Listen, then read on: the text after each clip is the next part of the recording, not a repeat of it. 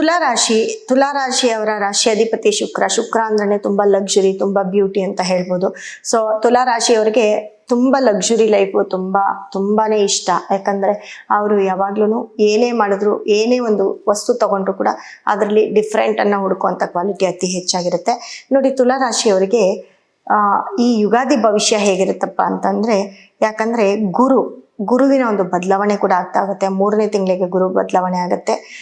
3ನೇ ತಾರೀಕು 6ನೇ ತಿಂಗಳ ನಂತರ ಗುರು 10ನೇ ಮನೆಗೆ ಬರ್ತಾನೆ. ನಂತರ 11ನೇ ತಿಂಗಳ ನಂತರ 11ನೇ ತಿಂಗಳಿಗೆ ಮತ್ತೆ ಗುರು 11ನೇ ಮನೆ ಅಂದ್ರೆ ಸಿಂಹ ರಾಶಿಗೆ ಬರ್ತಾನೆ.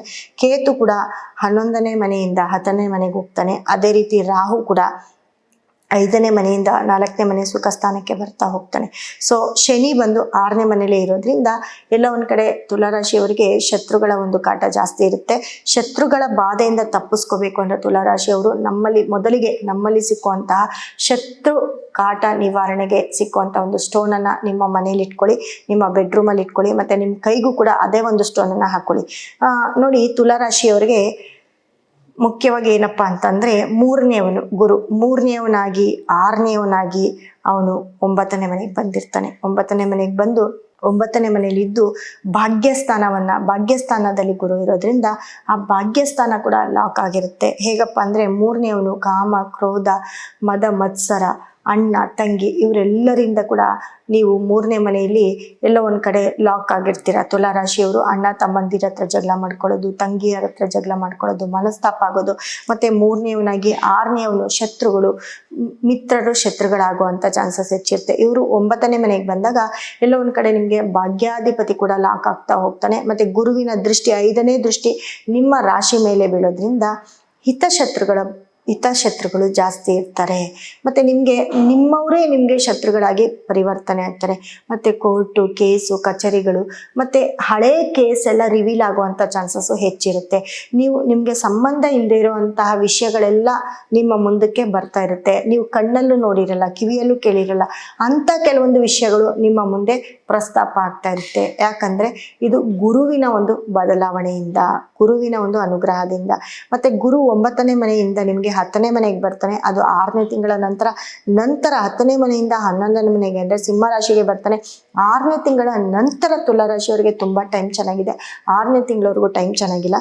ಮತ್ತೆ ಶನಿ ಬಂದು ನೋಡಿ, ಶನಿಯ ಒಂದು 10ನೇ ದೃಷ್ಟಿ ನಿಮ್ಮ ಮನೆಯ 3ನೇ ದೃಷ್ಟಿಗೆ ಬೀಳೋದ್ರಿಂದ, 3ನೇ ಮನೆ ಧನಸ್ಸು ರಾಶಿಗೆ ಬೀಳೋದ್ರಿಂದ ಎಲ್ಲ ಒಂದ್ ಕಡೆ ನಿಮ್ಮ ಮನೆಯಲ್ಲಿ ನಿಮಗೇ ಗೊತ್ತಿರುವಂತ ಶತ್ರುಗಳು ಅತಿ ಹೆಚ್ಚಿರುತ್ತೆ. ಹಾಗಾಗಿ ತುಲಾರಾಶಿಯವರು ಯಾರನ್ನು ಕೂಡ ಬ್ಲೈಂಡ್ ಆಗಿ ನಂಬಕ್ ಹೋಗ್ಬೇಡಿ. ನಿಮ್ಮವರೇ ನಿಮ್ಗೆ ಶತ್ರುಗಳಾಗ್ತಾರೆ. ಅದರಿಂದ ತುಂಬಾ ಕೇರ್ಫುಲ್ ಆಗಿರಿ. ನಿಮ್ಮ ಕೆಲಸದ ವಿಚಾರ ಆಗಿರ್ಬೋದು, ನಿಮ್ಮ ವೈಯಕ್ತಿಕ ವಿಚಾರ ಆಗಿರ್ಬೋದು, ನಿಮ್ಮ ಯಾವುದೇ ಒಂದು ದುಡ್ಡು ಕಾಸಿನ ವಿಚಾರ ಆಗಿರ್ಬೋದು, ಎಲ್ಲದರಲ್ಲೂ ತುಂಬಾ ಕೇರ್ಫುಲ್ ಆಗಿರ್ಬೇಕಾಗತ್ತೆ.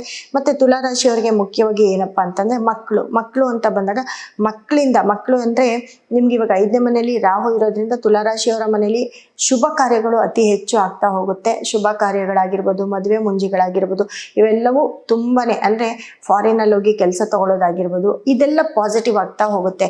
ಆದ್ರೆ ಎಲ್ಲೋ ಒಂದ್ ಕಡೆ ನಿಮ್ಮವರೇ ನಿಮ್ಗೆ ಬೆಂಕಿ ಇಡುವಂತ ಚಾನ್ಸಸ್ ಹೆಚ್ಚಾಗಿರುತ್ತೆ. ಅಂದ್ರೆ ಎಲ್ಲೋ ಒಂದ್ ಕಡೆ ನಿಮ್ಮವರೇ ನಿಮ್ಗೆ ಎಲ್ಲ ಟ್ವಿಂಟ್ ಮಾಡೋದು, ಏನಾದ್ರು ಒಂದು ಹೇಳೋದು, ಅದರಿಂದ ನಿಮ್ಮ ಮನಸ್ಥಿತಿ ಕೆಡೋದು, ಇವೆಲ್ಲವೂ ಆಗ್ತಾ ಇರುತ್ತೆ. 6ನೇ ತಿಂಗಳ ನಂತರ ತುಂಬಾ ಟೈಮ್ ಚೆನ್ನಾಗಿರೋದ್ರಿಂದ ಫಾರಿನ್ ಅಲ್ಲಿ ಕೆಲಸ ಆಗಿರ್ಬೋದು ಅಥವಾ ಇಂಡಿಯಾದಲ್ಲೇ ಕೆಲಸ, ಇಲ್ಲಿ ನೀವಿರೋ ಜಾಗದಲ್ಲಿ ನಿಮ್ಮ ಕೆಲಸದ ಅಭಿವೃದ್ಧಿ ಹೆಚ್ಚಾಗುವಂಥದ್ದು, ಪ್ರಮೋಷನ್ ಸಿಕ್ಕುವಂಥದ್ದು, ಅಥವಾ ನೀವು ಯಾವ್ದಾದ್ರು ಶೇರ್ ಮಾರ್ಕೆಟ್ ನೀವು ಒಂದು ಸಂಸ್ಥೆ ನಡೆಸ್ತಾ ಇದ್ರೆ ಖಂಡಿತ ನೀವು ಸಿನಿಮಾ ರಂಗದಲ್ಲಿ ಇರ್ಬೋದು ಅಥವಾ ನೀವು ರಾಜಕೀಯದಲ್ಲಿರ್ಬೋದು, ಈ 6ನೇ ತಿಂಗಳ ನಂತರ ಬಹಳಷ್ಟು ಒಳ್ಳೆಯ ಸುದ್ದಿಗಳನ್ನ ಕೇಳ್ತಾ ಇರ್ತೀರಾ.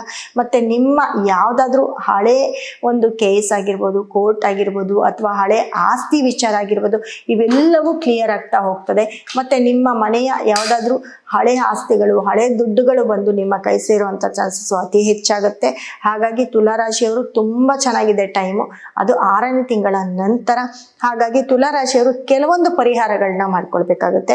ಕೆಲವೊಂದು ಕುಬೇರನಿಗೆ ಸಂಬಂಧಪಟ್ಟಂತ ಸ್ಟೋನು, ಶುಕ್ರನಿಗೆ ಸಂಬಂಧಪಟ್ಟಂತ ಸ್ಟೋನ್ ನೋಡಿ, ಶುಕ್ರನಿಗೆ ಸಂಬಂಧಪಟ್ಟಂತಹ ಒಂದು ಸ್ಟೋನು ಬ್ರೇಸ್ಲೆಟ್ ನ ನೀವು ಹಾಕೊಂಡಿದ್ದೇ ಆಗಿದ್ದಲ್ಲಿ ನೇಮು, ಫೇಮ್ ಆಗಿರ್ಬೋದು, ಇವೆಲ್ಲವೂ ಕೂಡ ನಿಮ್ ಕೈ ಸೇರುತ್ತೆ.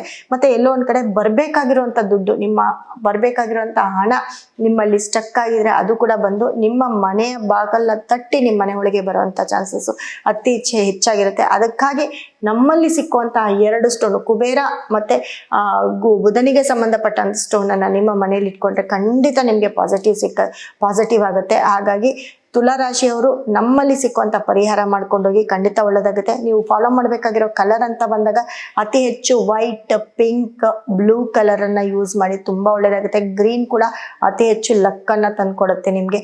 ಮತ್ತು ನೀವು ಬ್ರೌನ್ ಕಲರ್ನ ಯೂಸ್ ಮಾಡಿದ್ರೆ ತುಂಬ ಪಾಸಿಟಿವ್ ಆಗುತ್ತೆ. ಅದೇ ರೀತಿ ತುಲಾರಾಶಿಯವರು ಯೂಸ್ ಮಾಡಬೇಕಾಗಿರುವಂಥ ಒಂದು ನಂಬರ್ ಅಂತ ಬಂದಾಗ 6, 15, 24ನೇ ತಾರೀಕು ಆಗಿರ್ಬೋದು. ಅದೇ ರೀತಿ 8 ಅನ್ನೋ ನಂಬರ್ನ ಅತಿ ಹೆಚ್ಚು ಯೂಸ್ ಮಾಡಿ. 8 ಕೂಡ ನಿಮಗೆ ತುಂಬ ಸಾಥ್ ತಂದು ಕೊಡುತ್ತೆ. ಮತ್ತು ಮುಖ್ಯವಾಗಿ 2 ಅನ್ನೋ ನಂಬರು ಕೂಡ ನಿಮಗೆ ಬಹಳಷ್ಟು 2, 11, 20, 29 ಅನ್ನೋ ನಂಬರ್ನ ಫಾಲೋ ಮಾಡಿ, ಖಂಡಿತ ನಿಮ್ಗೆ ಒಳ್ಳೆಯದಾಗುತ್ತೆ.